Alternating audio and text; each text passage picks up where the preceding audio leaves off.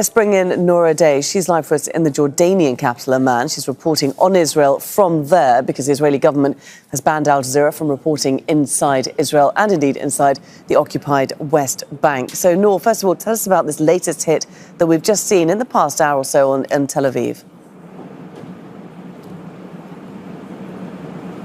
Well, Laura, alarms sounded in Tel Aviv and in many cities in northern Israel, including Herzliya. They also sounded here, and we could hear the thuds very far in the distance to the back in that direction.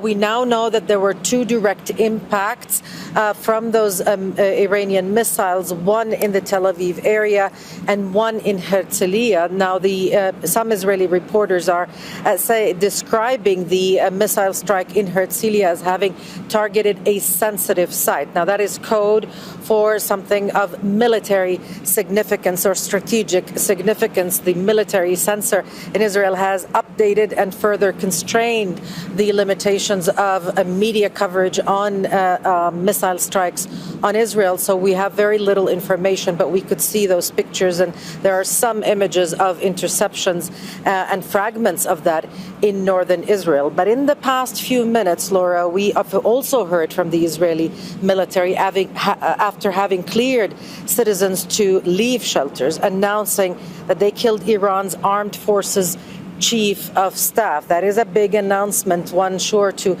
indicate a road towards further escalation, if for nothing else. This is a confrontation that doesn't have a routine. In the beginning, we thought that strikes from Iran only happen at night, and now we're reporting on strikes happening in broad daylight and announcements of major assassinations also continuing, days after this started on Friday. Yeah, as we see this conflict continuing to escalate, Noor, we are hearing several countries now warning their citizens in Israel to be on high alert and even to leave if they can.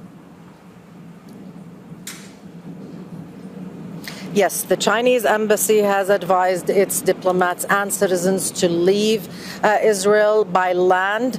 We're hearing also the Polish and the German governments are also advising their citizens to do the same. And basically, most countries have advised their citizens not to come to the region, and if that they're there, at the least to take all necessary precautions. This is a fast-moving situation and one that is quite unnerving for everybody who lives in the region. There is just no guessing what will happen next and what the new development will be in this deteriorating situation, Laura. Indeed. OK, Noor, for the moment, many thanks indeed for keeping us abreast of all the latest developments.